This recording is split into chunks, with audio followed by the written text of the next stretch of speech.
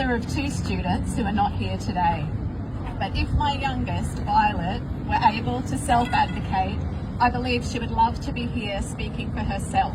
And I know this because she speaks for herself in our home. She's a confident self-advocate and an enthusiastic participant in the organised chaos that is our home life. She's also clear about her desire to be educated amongst her peers, learning, having fun, and being challenged to explore her potential. And that's why I am here today, because Violet, like every student in Australia, should be welcomed, included, supported and challenged at their local school. That is the non-negotiable heart of a true, well-funded and holistic, inclusive education system. My little Violet is at our local primary school today. Comparatively, she has had what some would call a dream run at school so far, and that would be a lot different to what a lot of families here have experienced, and I recognise that. 2 wonderful principals who have supported our inclusive vision, educators who are dedicated and nurturing, her current teacher who goes above and beyond, families and students around us who care and include.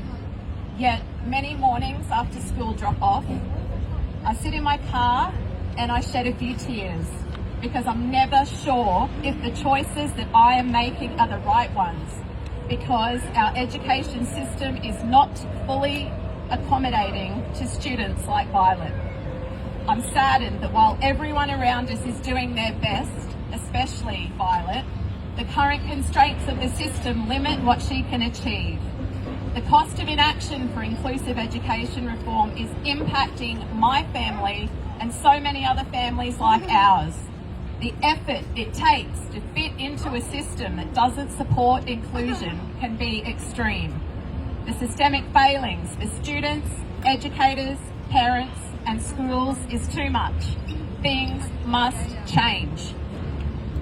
Violet and all students deserve the same education opportunities, the unchallenged right to enrol at the school of their choice, access to a curriculum that is delivered alongside same-age peers, those with a disability and those without, where the education resources that are currently split between mainstream and special settings are finally combined to create an innovative learning environment for all. An environment where every child's learning and support needs are expertly recognised and accommodated, just as the policy outlines.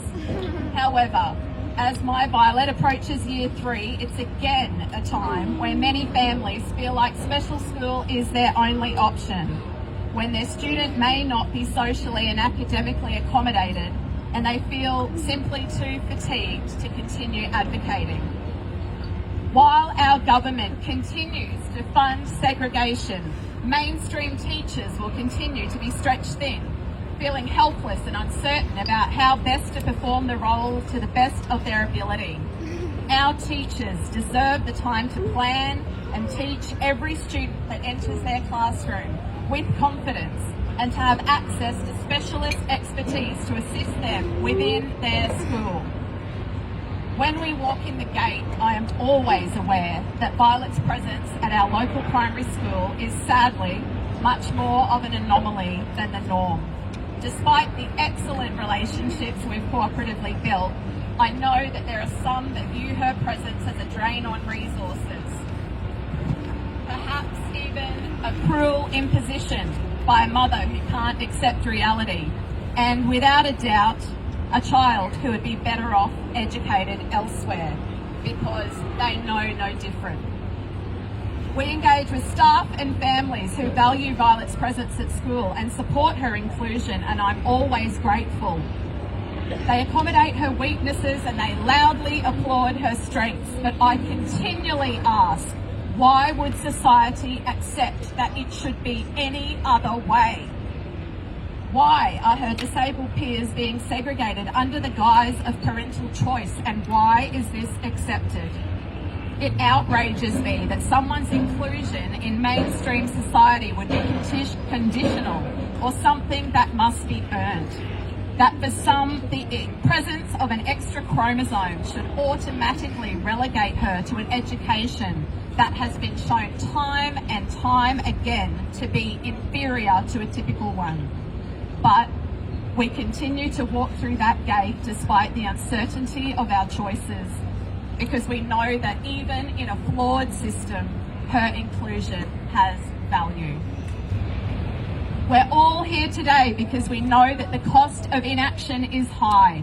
We know our students deserve better. By perpetuating the idea that disabled people belong in segregated spaces, we are teaching the next generation that people with disability are less than.